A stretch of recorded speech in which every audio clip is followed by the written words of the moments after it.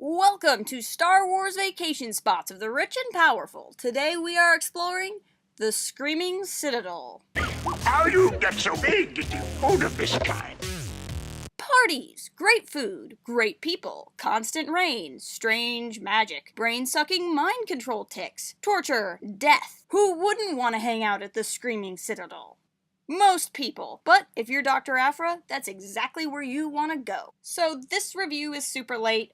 This trade paperback has been out for a while. I read it a while ago. I've been meaning to review it, and I just haven't yet, but I really wanted to get it done because I really enjoyed the story, and I wanted to tell you guys all about this. This is a crossover event between the main Star Wars Marvel line and the Doctor Aphra comic line. If you haven't been reading the Star Wars comic, the Doctor Aphra comic, or the Darth Vader comic series that came before it, not the current one by Charles Soule, although you should read that one also, but this one, you're really missing out. They've had all of the crazy fun and adventure and weird space stuff that I really like in my Star Wars. I'm gonna keep this review kind of spoiler-free-ish, but it is gonna reference stuff that's happened earlier in the series. Not too badly, though. I want to encourage you to go and read these series for yourself, so I'm not gonna get into too many details, but it's kind of hard to not mention anything that's happened so far. For those of you who don't know, Doctor Aphra is currently my favorite everything. She is an amazing character. She's this space Indiana Jones, only instead of going after idols, she goes after really old computers. She has these assassin droids that are like the dark side version of C-3PO and R2-D2. They're just hilarious, and just everything about her is great. In this case, Dr. Aphra is looking for Force artifacts. She's found this ancient thing filled with knowledge, and she can't get it open, so she teams up with Luke Skywalker to go visit an ancient creepy lady who will do anything for you one night a year, provided you impress her enough. This isn't the first time that Luke and Dr. Aphra have crossed paths, but seeing as their last meeting didn't go well, Luke leaves Han and Leia behind. At this point, he's lost Obi-Wan and hasn't met Yoda, so he will go anywhere and do anything to find more knowledge in the Force, even if that means doing really stupid things. I love seeing Aphra and Luke interact. At this point, Luke is still that doofy farm boy with wide-eyed wonder filled with innocence, and he hasn't had every part of his soul crushed by finding out that his father is the meanest, darkest dude in the galaxy. But ironically enough, that darkest dude is also Aphra's former boss. She got fired.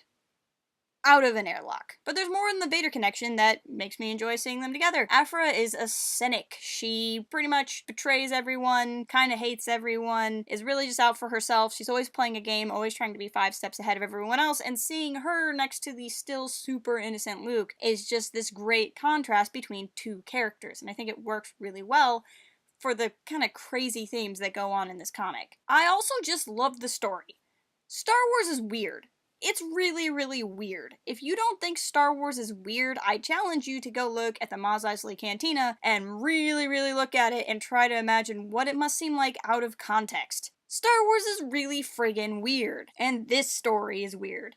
The best kind of weird. It's the kind of stuff that makes you wonder, is this even possible in Star Wars in the best kind of way? If you just want a nightmarish trip from the safety of your home, this is the story for you. And as always, the art is just phenomenal. It's kind of fun because some of the issues follow the art style of the Star Wars line, and some of the issues follow the art style of the Aphra line, and it's kind of cool to see the interpretations of the same characters basically side by side. I don't know, I think it's cool seeing how different artists see the same people, and they managed to do a lot of really cool stuff that's kind of like special effects art that really make these still images seem to come alive with motion, and it just really impressed me. I can't recommend these series or this crossover enough. There's humor, there's action, there's horror, there's intensity, there's just everything you could want.